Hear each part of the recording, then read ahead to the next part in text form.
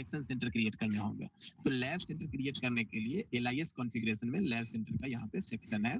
आप इस सेक्शन में आप यहाँ पे ऐड लैब सेंटर पे क्लिक करेंगे।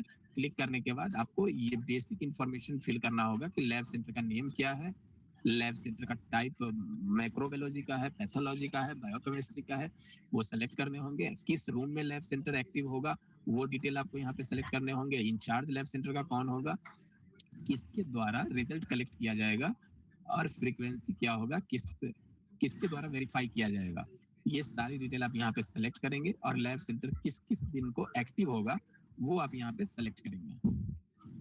ये सेलेक्ट करने के बाद आपको इन्वेस्टिगेशन ऐड करने होंगे लैब सेंटर में। जैसे कि आप यहाँ पे देख सकते हैं, इस लैब सेंटर में मैंने लैब सेंटर का नेम मेंशन किया है, बायोकेमिस्ट्री है लैब टाइप, उसके बाद डिस्क्रिप्शन है, किस रूम में हो रहा है टेस्ट, वो रूम आपको यहाँ पे सिलेक्टेड है। लैब इंचार्ज कौन है वो आप यहाँ पे देख सकते हैं।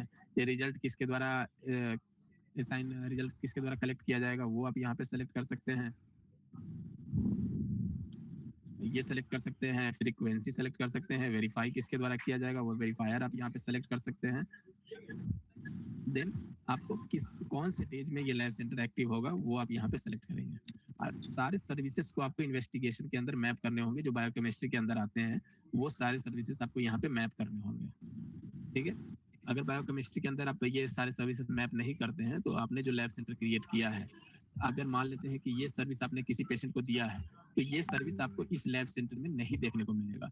तो इस लैब सेंटर में उस पेशेंट को देखने के लिए और ये सर्विस जो पेशेंट को दिए हैं वो सर्विस उस पेशेंट को देखने के लिए आपको वो सर्विस को यहाँ पे मैप करने होंगे लैब सेंटर के साथ। कहने का मतलब है, अगर आपने ये सर्विस किसी पेशेंट को देना है तो ये सर्विस को पहले लैब सेंटर के अंदर मैप करना होगा। मैप करने के बाद ही किसी पेशेंट को आप सर्विस दे सकते हैं। अगर आपने यहाँ पे मैप नहीं किए हैं तो आप ये पेशेंट को अगर दे भी देते हैं तो भी पेशेंट लैब सेंटर इस लैब सेंटर में देखने को नहीं मिलेगा। तो आपको पहले सर्विस मैप करने होंगे लैब सेंटर में, उसके बाद आप सर्विस को पेशेंट को दे सकते हैं। तो ये सारे सर्विसेज आप एक बार आप मैप कर लीजिए, करने के बाद उस पेशेंट को टेस्ट असाइन कर सकते हैं। तो ये वन टाइम कॉन्फ़िगरेशन है, एक बार आप कर लेंगे, आपको बार बार करने की नीड नहीं है। इस तरह से सारे सर्विसेज हुए हैं। लैब पैकेज हुआ वो आप सेलेक्ट कर सकते हैं। ये सारी इन्फॉर्मेशन आप जैसे देख सकते हैं, लेबोरेटरी और CBC हमारा पैकेज है जो ऐड है, और CBC के अंदर जितने भी सर्विस आइटम है वो सारे सर्विस आइटम आपको यहाँ पे एडेड है। तो ये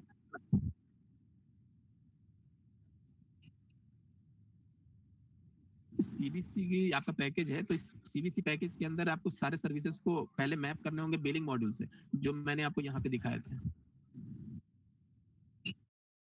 यहाँ पे बिलिंग मॉड्यूल में पैकेज का सेक्शन है, सर्विस पैकेज। यहाँ पे आप पैकेज और इसके अंदर जैसे ये 3 सर्विस मैप है, तो आपको और ऐड करने हैं तो यहाँ से आप ऐड करेंगे। ऐड बटन पे क्लिक करेंगे, ऐड होगा, और सेलेक्ट करने के बाद एक्शन बटन करेंगे तो ये सारे सर्विसेज इस पैकेज के अंदर आ जाते हैं। तो ये आपको करने होंगे।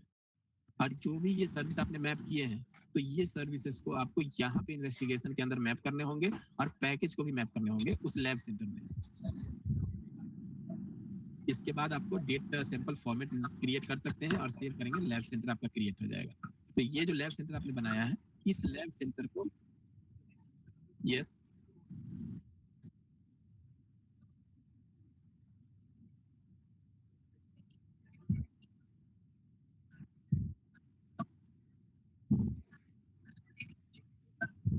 आपको ये सर्विस को चेक करना पड़ेगा बायोकेमिस्ट्री में T4 सर्विस ऐड है या नहीं है। तो ये कहाँ से चेक करेंगे, आपको फिर से आएंगे बिलिंग मॉड्यूल में, यहाँ पे सर्विस आइटम है, यहाँ पे उस T4 सर्विस को सर्च करेंगे और यहाँ एडिट करके या ऐसे देख सकते हैं बायोकेमिस्ट्री कैटेगरी के अंदर T4 सर्विस आपको मैप है। अगर नहीं है तो आप एडिट करके चेंज करना चाहते हैं तो यहाँ से चेंज भी कर सकते हैं। ठीक है, कैटेगरी आप अपडेट कर सकते हैं। कितने भी सर्विस ऐड कर सकते हैं ना sir? Yes sir, service add कर सकते हैं। देना पड़ेगा। आप यहाँ आपको पैन इंडिया यूज करेंगे आपको मिलेंगे। So sorry to